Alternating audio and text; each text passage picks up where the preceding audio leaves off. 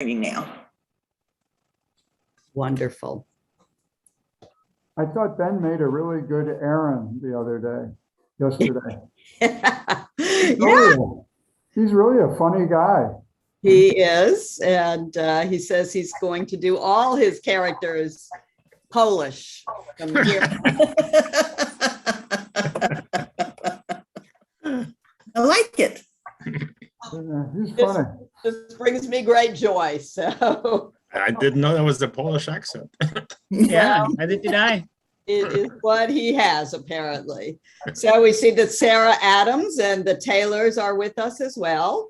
So I'm glad we are, and we wish you Shabbat Shalom, all of those who are streaming from afar, and some are on Zoom, some are in their dining rooms, who knows where we all are. But it is, as I mentioned to those of us on Zoom, the righteous of the righteous are those who come even the day after Yom Kippur. And so we wish everyone a wonderful Shabbat Shalom. And there is more to come. Next week, we will be meeting in live personhood in the sukkah, and we will have Middle Eastern food and watch your planet and your light for how that will take place. And we hope that we can have one of our wonderful Shabbatot in the sukkah, socially distanced. When we eat, of course, we take off our masks, but we're bringing in the food since we don't know what our numbers will be. And I'm hoping to have the Jerusalem Cafe catering, but in individually wrapped items, so that everything will be safe for COVID, but that we can gather in that setting and enjoy the wonderful sukkah, which is already beginning to be created at the temple. So we are looking forward to the festival where we get to kick back and be a little less formal and enjoy. And on this Shabbat, as I mentioned before, in our let's see, let me find us. In the planet, I am doing that which I usually do on Yizkor itself, but we did want to keep the service at a reasonable amount of time, so people were not in the sanctuary for a tremendous amount of time. And so, as it has become our tradition to mention some of the notable deaths within the Jewish community during this past year, 5781, I have saved them for this Shabbat and our chance to share and learn about some of their lives. I notice as the years go by that there are fewer and fewer Holocaust survivors. And so if anyone had an involvement or lived through that or are a survivor, I like to include them as well. And this year, of course, was a year of great loss for many people, including many of the survivors. So we begin this Shabbat to commemorate their lives and commemorate indeed another year of life.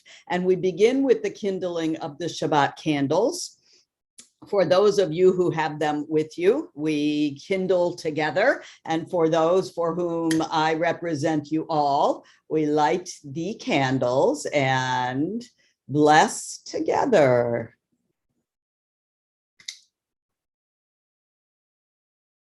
And they are kindled.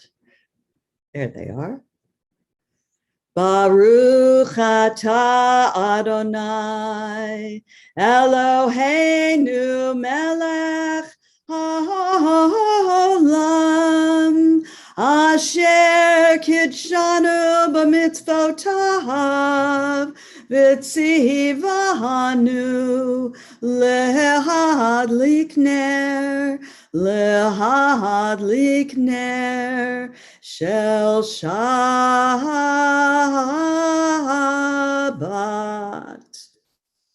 Blessed are you, Adonai, ruler of all of the world, who has commanded us with mitzvot and commanded us to kindle the lights of Shabbat.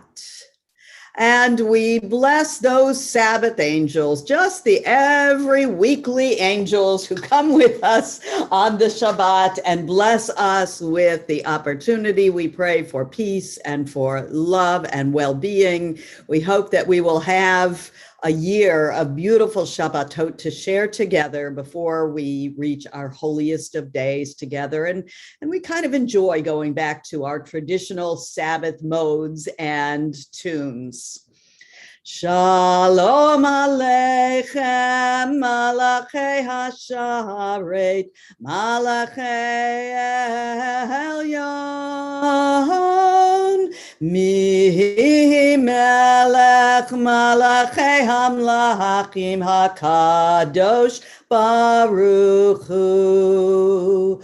Boachem l'shalom, Malachei Hashalom, Malachei Elyon, Mi Melech Malachei Hamlachim HaKadosh Baruch Hu.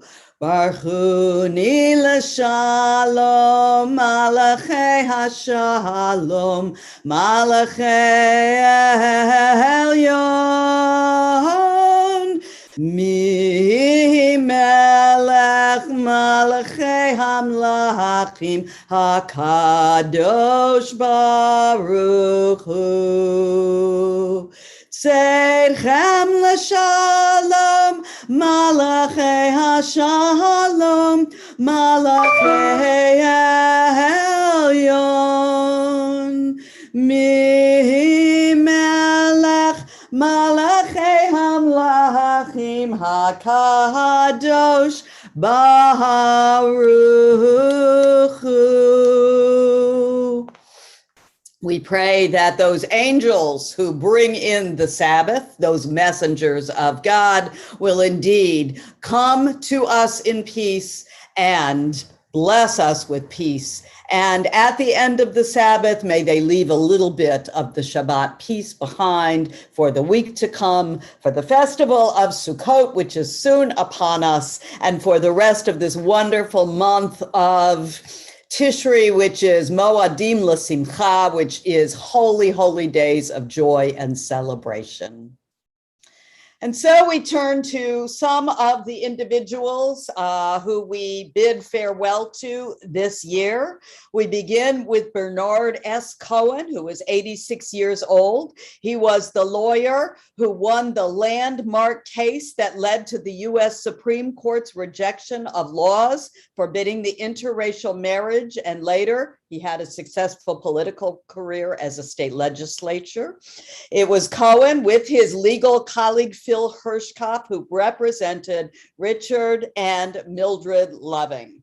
This was a white man and a Black woman who were married and then convicted in Virginia in 1959 of illegally cohabiting as husband and wife.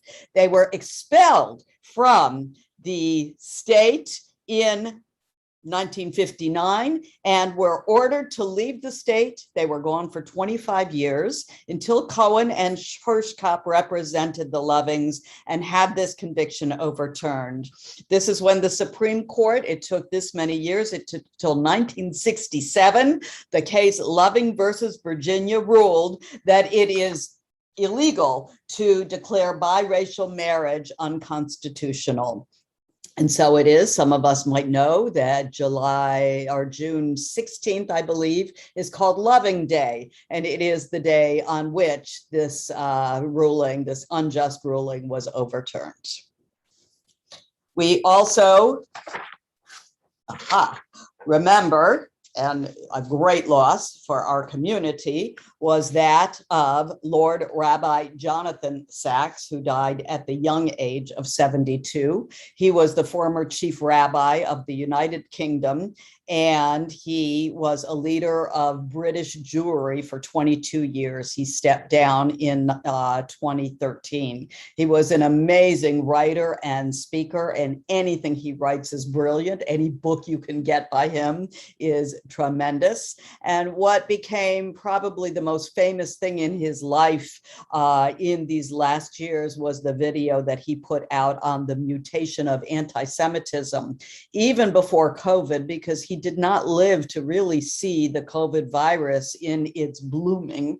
But he made a video talking about anti-Semitism itself as a virus that mutates through the generations and changes form. And we as Jews are all vulnerable to this virus that does not seem to be healed from the human body. He most recently called the anti-Zionism that we see is the new form of anti-Semitism, in that he said it denied the Jews the right to exist collectively with the same rights as everyone else. And so I highly, highly recommend that individuals watch anything that you can get your hands on by Lord Sachs.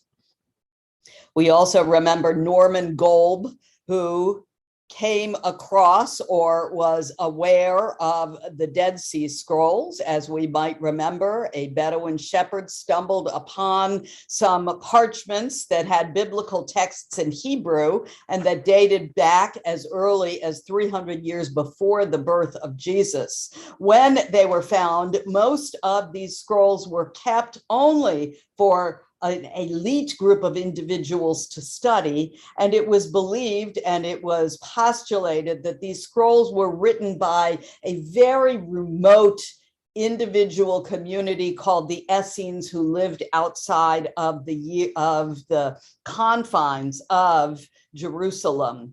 But it was Dr. Golb who said, in fact, that the scrolls should be open to everybody. And he felt that the scrolls encompassed the thinking of a variety of different communities of the Jews in the Holy Land during the time of the temple, that it was not a fringe sect. And they originally had been in libraries in Jerusalem and moved to the caves near Qumran to safeguard them from the Roman siege, which did occur in 70 and to 73 AD. So the scrolls, he said, show that at the very time of the birth of Christianity, we saw that there was a lot of diversity in Jewish thought, a lot of different kinds of ideas that were going around, and not some single narrow offshoot, as so many people believed. He was a controversial scholar, and he died of Alzheimer's disease in Chicago at the very last day of the year 2020. And we turn to some of the other wonders of the world, as in our liturgy, we consider our call to worship, that which brings us together, the Baruch Hu. Baruch Hu et Adonai HaMevorach. Baruch Adonai HaMevorach le'olam vahed. Praised is God to whom all praise is due. Praised is God to whom all praise is due, now and forever. Blessed are you, Adonai, our God, ruler of the universe, who speaks the evening into being, skillfully opens the gates, thoughtfully alters the time and changes the seasons and arranges the stars in their heavenly courses according to plan. You are creator of day and night, rolling light away from darkness and darkness from light, transforming day into night and distinguishing one from the other. Adonai Tsebaot is one of the holy names. Ever living God, may you reign continually over us and into eternity. Baruch atah Adonai hama'ariv aravim. Blessed are you, Adonai, who brings on the evening. And we continue with Sheldon Adelson, who lived to be 87 years old, a casino magnate who grew up in a very tough Boston neighborhood. He grew up impoverished. He lived in a one-bedroom tenement apartment and slept on the floor with his sister and two brothers. As a youth, he hawked newspapers on a street corner and dabbled in the candy machine trade. But of course, we know he grew up to become one of America's richest men, who created faux Phoenician palaces for gambling the sands. Adelson was listed by Forbes as the 19th richest American, with holdings estimated at $35.1 billion. After he took his Las Vegas Sands Corporation public in 2004, his wealth increased by $1 million every hour. In the primary and general elections of 2012, 16, and 18, Adelson was the top Republican political donor, giving a total of more than $302 million to the Republican Party. And he died in Malibu, California, of non-Hodgkin's lymphoma on January 11th, 2021. Also, Larry King, who lived in many of our living rooms with that antique microphone, which I didn't realize was just a prop. It never was the real thing. He was indeed the guest, like everyone's favorite uncle, dropping in to schmooze with families when he would have his interviews. He was never too pushy, never going directly for the jugular. King, with his trademark suspenders and horn-rimmed glasses and rolled-up sleeves, would chat it up with presidents and authors and actors and psychics and villains and heroes, or anyone with a product to push, or a political race to win, or an image that was in need of a makeover. His career spanned for over a half a century. He became one of the most famous talk show hosts and opinion shapers in the world. He was, which I did not know, was predeceased by both a son and a daughter who died within a week of each other in the year 2020. King was hospitalized with COVID-19 and died in Los Angeles, California on January 22nd, 2021. And we have here Otto Dove Kulka. At 31, Kulka was the youngest survivor of Auschwitz to testify in a 1964 trial in Frankfurt of nearly 24 former SS officers who had served at the extermination camp.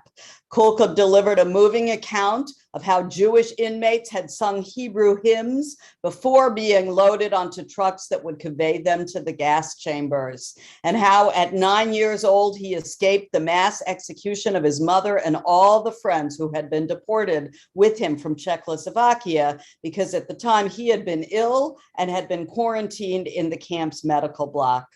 For the next 50 years, as an historian of the Holocaust at the Hebrew University in Jerusalem, he never told his own personal story that had a background in all of his scholarship. And it wasn't until 2013 that he finally told his entire story in a memoir entitled Landscapes of the Metropolis of Death: Reflections on Memory and Imagination. Kulka retired in 1999, and he died in Jerusalem on January 29th, 2021. And so, as so many people who lived through that which he saw, Jews who had these words of the Shema on their lips at their final moments, and of course, Jews who affirm the Shema every day, every night, and as part of our existence, we are bound together with all of the individuals we remember, all of our ancestors from ages past, and we pray all of our children and their children going into the future. Shema Yisrael, Adonai Eloheinu, Adonai Echad, Baruch Shem Kivod Malchuto, Le'olam Vahed. Hear, O Israel, Adonai is our God, Adonai is one. Blessed is God's glorious majesty forever and ever.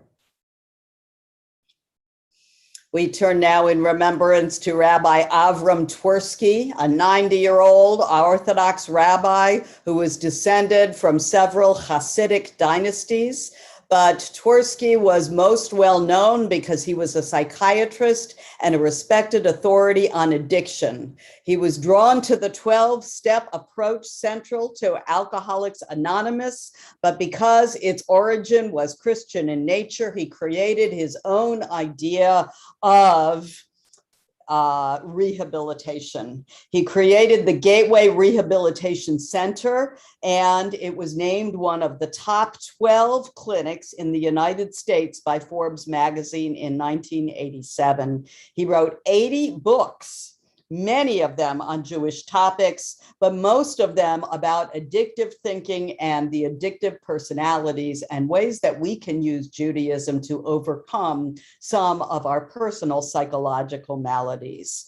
He too died of COVID-19 in Jerusalem, Israel, where he had lived full-time for the past 5 years at the end of January of this year.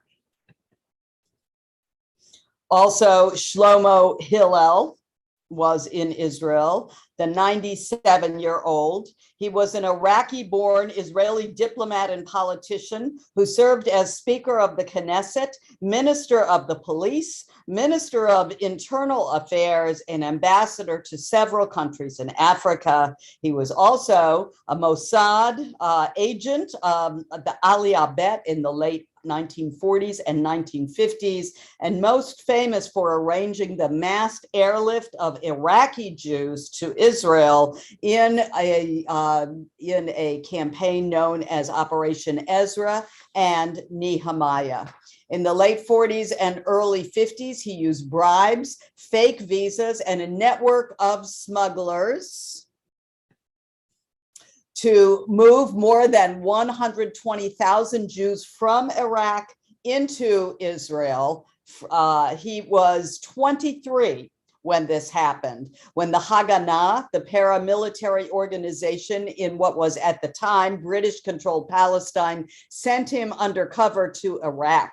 And the Jews had lived there for a great amount of time in peace and prosperity, but the growing nationalism and anti-Zionist sentiment and a 1941 pogrom in which several hundred Jews were killed began to make this situation so precarious. And so Hillel, who actually was disguised as an Arab, was laying the foundation for migration, taught Hebrew, and aroused pro-Zionist sentiment.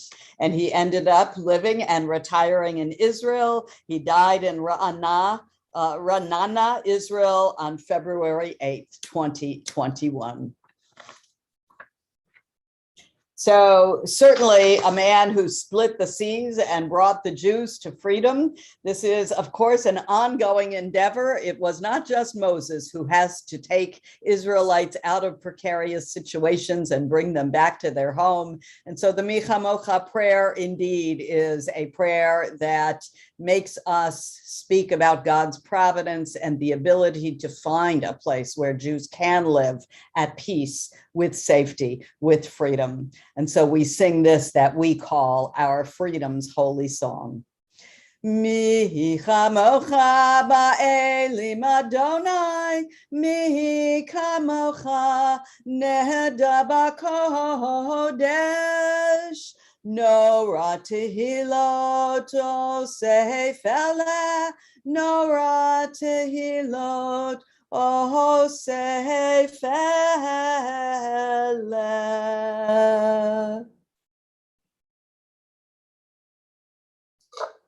Here we have Flori Jagoda, who was a Bosnian-born Holocaust survivor who was a champion of Ladino and Sephardic music after she immigrated to the United States. The reason we know her is her famous Hanukkah composition, Ocho Candelicas, which now will be an earworm and no one will get out of their heads for the next month or so. She wrote that in 1983 when she was 60 years old. And indeed, it has become a beloved holiday tune for many of us, even though we are not Sephardic. It seems to be the one that has caught on.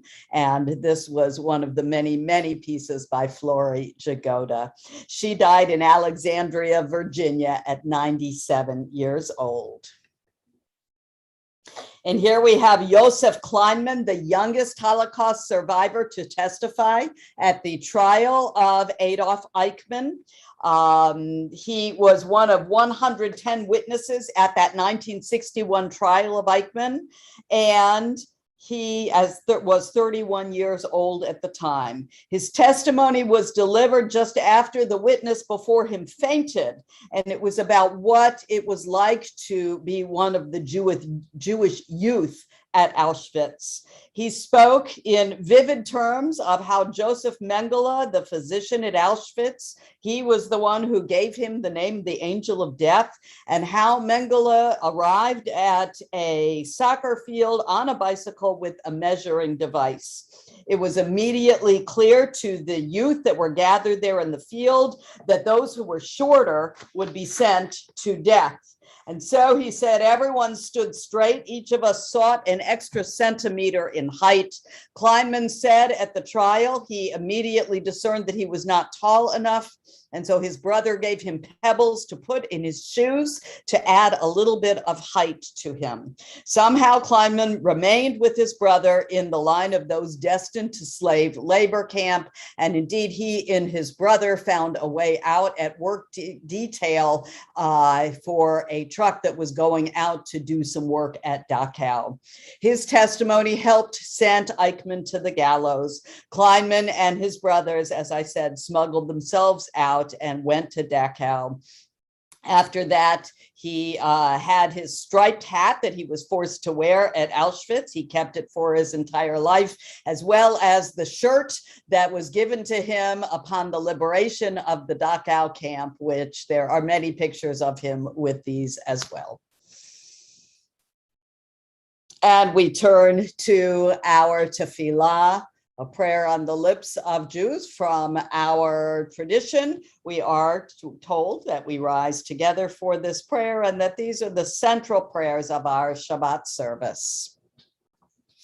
Adonai sifatai tiftachu fi tehilatecha. Eternal God, open my lips that my mouth may declare your praise. Baruch atah Adonai, Eloheinu, ve'Elohei avotenu ve'imotenu, Elohei Avraham, Elohei Yitzhak, ve'Elohei Yaakov, Elohei Sarah, Elohei Rivka, Elohei Rachel, ve'Elohei Leah. Ha'el Hagadol Hagibur v'Hanora El Elyon Gomer Chasadim Tovim V'Konei Hakol V'Zocher Chastei Avot V'Imahot U'Mevigula Livnei V'Neihem Laman Shamo B'Ahava Melech Ozer U'Moshia U'Magen Baruch atah Adonai Magen Avraham be'ezrat Sarah.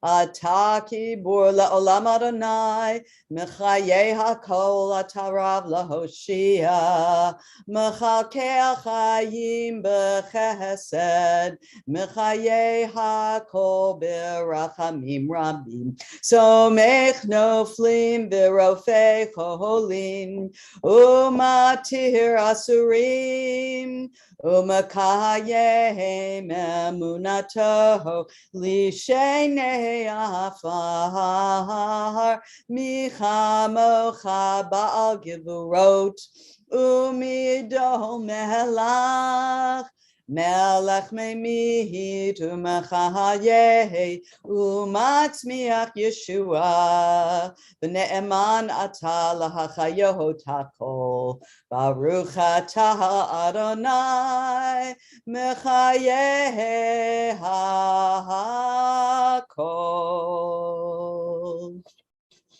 I did forget this. Atah kadosh v'shimcha kadosh u'kadoshim b'chol yom yahalalu chasela Baruch atah Adonai ha'el hakadosh. And we are seated. We have here Ilan Nebrif and his girlfriend, Deborah Nerezdevin. Both were 21-year-olds who died in the Surfside building collapse in late June of this year. Ilan was in this building with his girlfriend. They were in her family's apartment to go to the funeral of a family friend and someone that they knew from their time in Camp Judea in North Carolina. Berezdevin's family owned 2 units in that building's 8th floor, and they were 2 among 98 who died in that building collapse on June 24th of this year.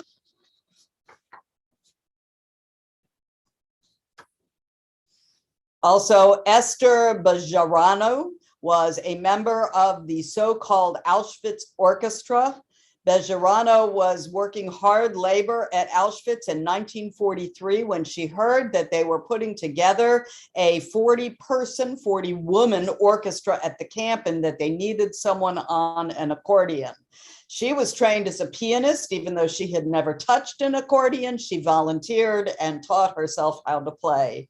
The Nazi commandants established the orchestra, of course, as we know, to comfort the Jews who were entering into a false confidence. She said, you knew that they were going to be gassed, and all we could do was stand there and play. She moved to Israel after the war and married and had children and trained as a singer. But for her husband's health, she moved back in the 1970s to Germany. In 1986, very concerned about the resurgence of anti-Semitism in Germany, she helped found the Auschwitz Committee to give survivors a platform to speak to youth and to the media about their experiences, and spent the rest of her life going from school to school speaking about her experiences. She also used music to spread the word. She formed a band that she called Coincidence with her children, Edna and Yoram, and they played Yiddish melodies and Jewish resistance songs. At the time, she took up the accordion and she used it and played with the German hip hop group Microphone Mafia, and she performed music with them with an anti-fascist message. And then at 85, she played with this hip hop group. She died peacefully at home in Hamburg at the age of 96. And here we have Harry Rosenfeld, who was the assistant managing editor for the Metropolitan News at the Washington Post in 1972, when Bob Woodward and Carl Bernstein were closing in on the scandal of the bungled burglary at the Democratic campaign headquarters at the Watergate Hotel in Washington, D.C. We know that ultimately their reporting would directly implicate President Richard Nixon of the crime and the cover-up, which brought about his resignation. As the story got more and more serious, the Post's editor-in-chief, Ben Bradley, wanted Rosenfeld to replace Woodward and Bernstein with more seasoned reporters, but in fact, Rosenfeld refused to fire the 2 young reporters. He said, they're hungry. Don't you remember what it was like to be hungry? And that was a line which was in the movie, immortalized by Jack Warden, who played Rosenfeld in the movie All the President's Men. He was born Hirsch Moritz Rosenfeld in Berlin in 1929, and he lived through Kristallnacht, the Nazi pogrom in 1938. And the next year, he and his family was able to emigrate to New York. He spent the rest of his childhood in New York. He never lost his tabloid sensibility. And in fact, he was demoted in 1960s when Bradley demoted him for when Rosenfeld published an expose of an extramarital affair between Bradley's sister-in-law and John F. Kennedy. And so Bradley ended up leaving the Washington Post and went on to the Albany Times-Union, where he worked until he retired in 1996. He died at age 91 this summer of COVID complications. hearing all of these COVID complications. We know, of course, there were other factors as well, but we pray and continually to pray in our services for peace and healing, both for our country, our nation, our world, as well as for individuals in our midst. So first, our prayer for shalom. Shalom Rahav Yisrael Amcha Tasihim Leolam. Shalom Rahav Yisrael Amcha Tasihim Leolam. Ki Atahu Melech Adon L'chol HaShalom. Ki atahu melech adon lechol hashalom. Shalom rahav Yisrael amcha tasihim leolam. Shalom rahav Yisrael amcha tasihim leolam.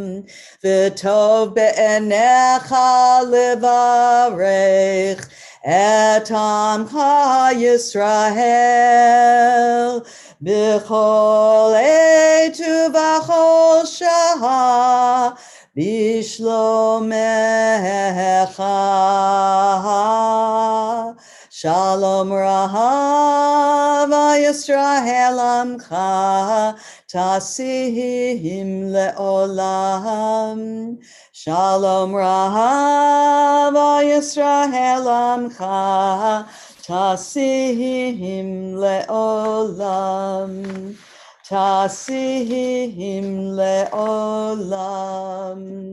Tasihim leolam.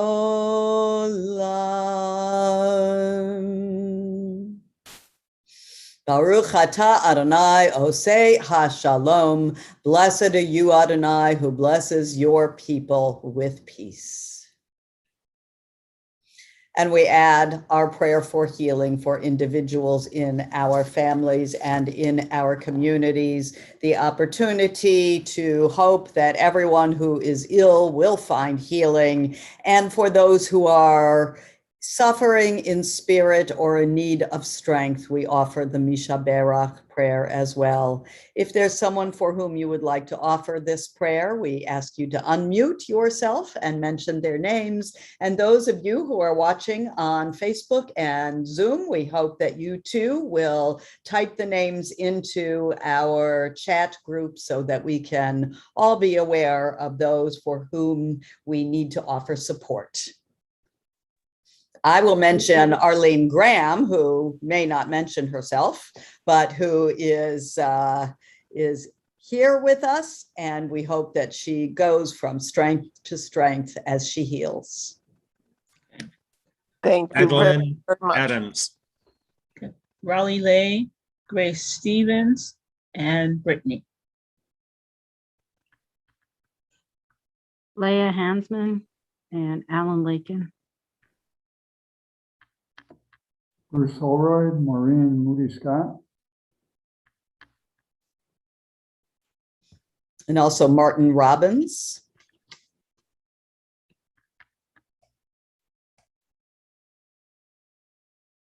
And for all who are suffering and in need of strength, we offer our Mishaberach prayer. Mishaberach Avotenu Mekor habracha Lahimotenu. May the source of strength, who bless the ones before us, help us find the courage to make our lives a blessing, and let us say, Amen. Mishaberach imotenu Mekor Bracha lavotenu. Bless those in need of healing with refuah shlema, the renewal of body, the renewal of spirit, and let us say, Amen.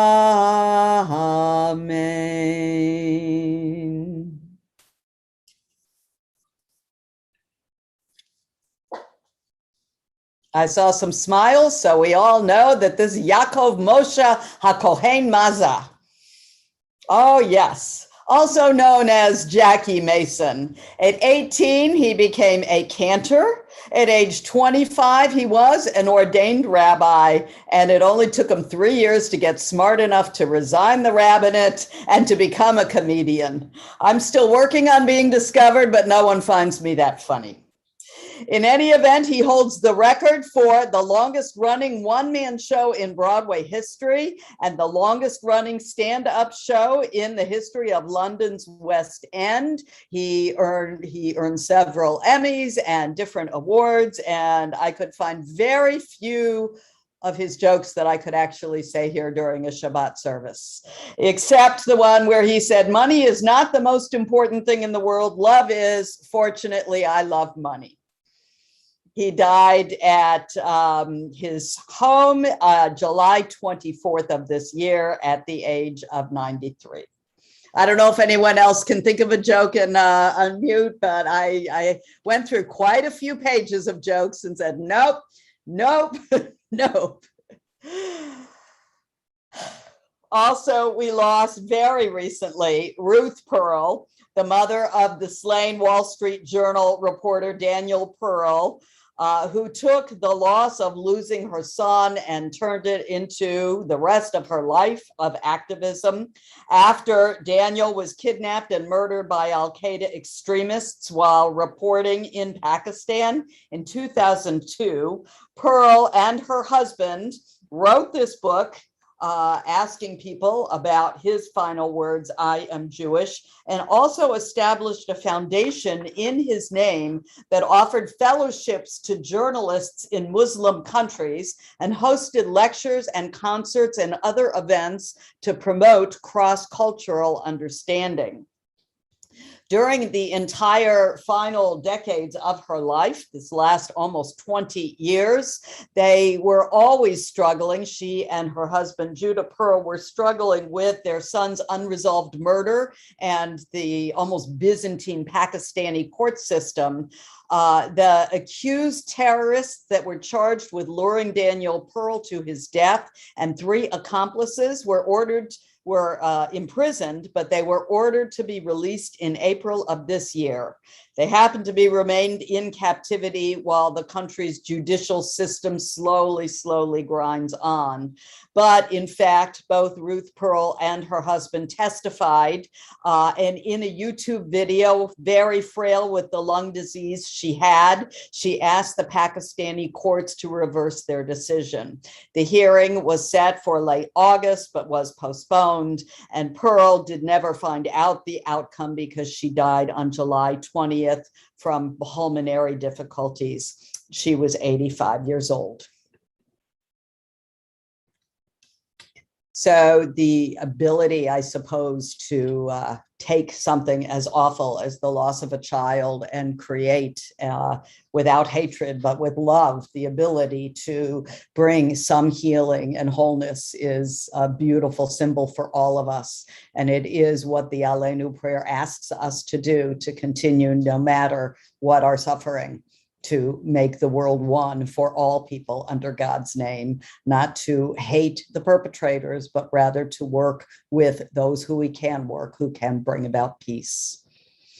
Aleinu l'shabeach ladon hakol, latet gedula liotzeher breshit, shalo asanu kagoye haratzot, velo samanu kamishbachot adama, shalo sam chelkenu kahem, v'gohor aleinu kechol hamonam, v'anachnu korim umishtachavim umodim lifnei melech malchei hamlachim hakadosh baruch hu. V'ne'eman v'haya Adonai lamelech al kol haaretz. Bayom hahu, Yehyeh Adonai echad, Ushemo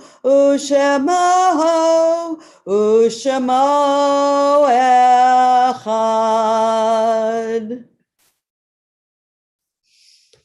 And we turn now to the beloved actor Ed Asner, who was an Emmy Award-winning Jewish actor who many of us knew and who I grew up with as Lou Grant on the Mary Tyler Moore Show. But he also, we have younger people in the group, he's now known as a co-star from the Pixar fan favorite animated movie Up.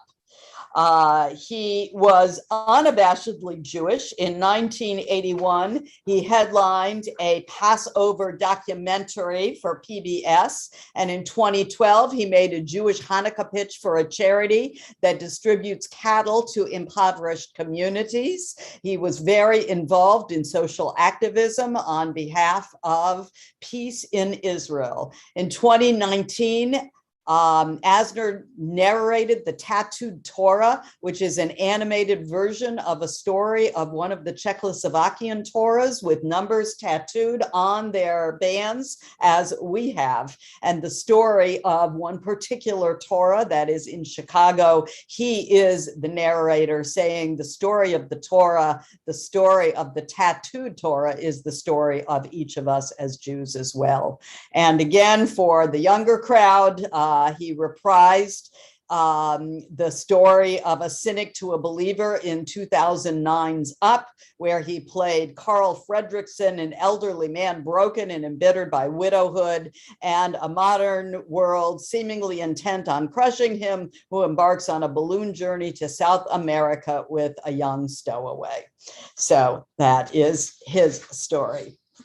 We also lost just this week Ida Nudell. That picture of her behind bars was a famous picture from my childhood, where the activism of the 60s was the activism of the refuseniks and the Soviet Jews, where we wore their names on our bracelets. And of course, I had an Ida Nudell bracelet as well. She died I'm happy to say she was in Tel Aviv at the age of 91 just on Tuesday. She had been an accountant and tried in the 70s to emigrate to Israel, but the Soviet authorities turned her down and actually sent her twice into exile, once to Siberia and then to Moldova, where she had a terrible time, but she used that time to help other prisoners of conscience and to teach them about Judaism. She is 4'11", and her determination made her one of the most prominent faces of the refuseniks, as we called them, those in the Soviet Union who were not allowed to leave. In 1987, she finally was released, and she flew on this private jet, which belonged to the Jewish billionaire Armand Hammer. And she took with her her faithful dog, Pizer. There he is as well, who had been her companion since the puppy was a 5-week-old puppy. So what did she bring with her? She said, she brought Pizer, my books, and a very warm blanket that I can't live without. She lived there and was somewhat of an activist and a very happy person to be in Israel, but she grew sad with the Israeli government's slowness and helping more Soviet Jews to get into to Israel and to become absorbed. And in 2005, she became worried that Israel was not Jewish enough as a state, and was pretty involved in the right-wing camp of Israel, being quite concerned about the growth of extremism in Islam. She said, "I cry in my heart because what we dreamed of is not what has happened." She passed away again after Rosh Hashanah, but before Yom Kippur. And I take a personal note because I will tell you that the website that I have used for these past 30 years to get the interesting and fascinating people came down this year. It also was the end of COVID. So I had to use the JTA, the Jewish Telegraphic Agency, for all of the news, and was happy to see that included in that was also my beloved Michael, and my all-time favorite picture of him, not because it's the best picture, but it surely sums up who he looked like in the last years. And many of the organizations did not really catch his essence, I felt, but I felt that Ron Campius spoke that Cook's passion was launched when he was a student at Haverford College studying medieval church art. He noted the sculptures depicting a blindfolded woman who represented the synagogue, contrasted with the enlightened woman who represented the church. "It is my passion and hope," he said, "that my career and my many students have had a powerful impact in allowing Jews to enhance their well-being simply by helping Christians realize that far from being blind, Jews have intelligible as well as intelligent reasons for processing the New Testament in their own way." And so I felt that that was a wonderful tribute to him, which really did sum up what he lived his life for. And that woman, this is his beloved, who I got second chair to in the dedication in his book. Synagoga first and then me. So that indeed was one of the loves of his life. And so we turned to remember all of the individuals in our community whom we remember, as well as the millions of people worldwide who died during the coronavirus pandemic, including, it is believed in the United States, more than 600,000, 600,000 people in our nation, countless, many of whom are Jews who we do not know about. And on this Shabbat, we remember as well the yahrzeit of the passing of Miriam Burt, Gilbert Kramer, David Fishman, Kayla Klein, Saul J. Wiener, Randall Knight, Jennifer Burks, Malcolm Block, Cecilia Spiegelman, Kurt Farnbacher, Richard Clare, Isaac Krukey, Jerome Jerry Sherman, Radine Goldberg Stump, Hilda Davis, James Fortner, and Martin Cowper. We also mark with sadness the passing in this last month, and indeed even in this last week, of Renee Diamond, Beatrice Grossman, Mindy Ross, and Howard Colodny. We gather them together with our own. If there are any other names that are inadvertently left off the list or to whom you would like to mention, please either type them in the comments or unmute yourself and mention them as well. Geraldine Paul Jones, my mother.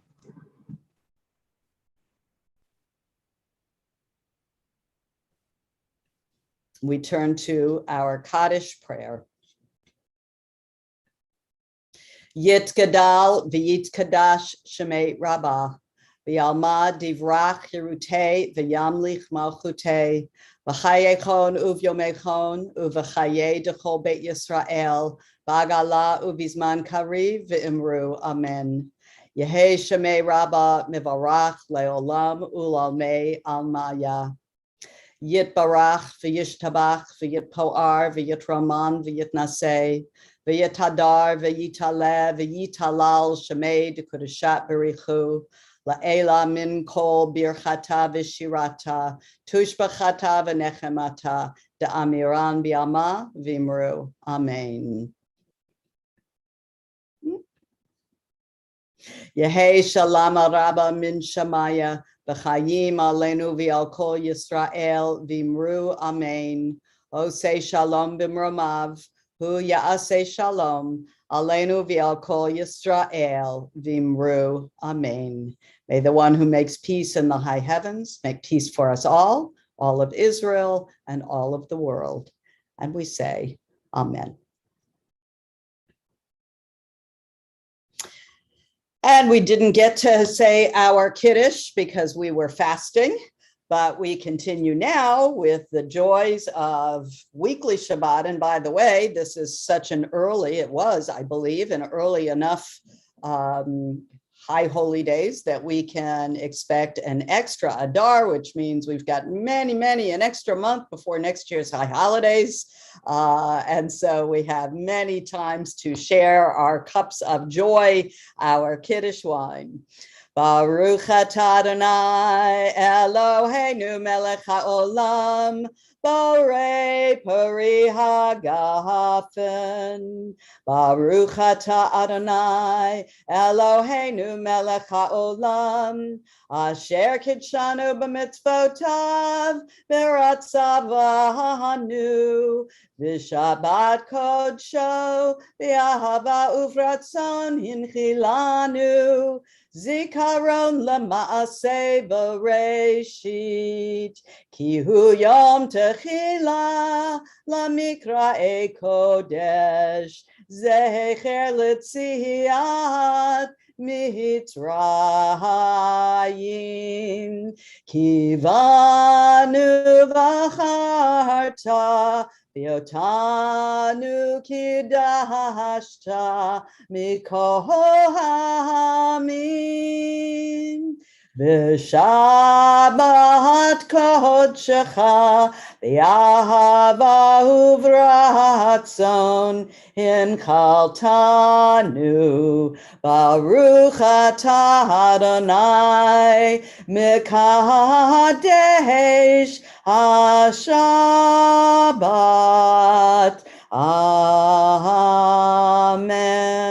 L'chaim.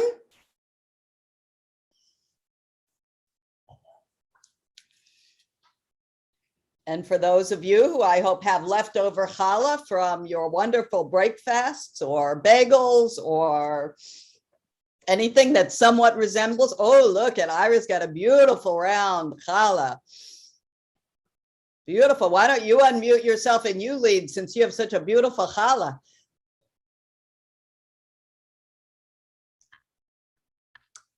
Baruch atah Adonai Eloheinu melech haolam, hamotzi lechem min haaretz. Amen. B'te'avon. Toda rabah. Toda rabah.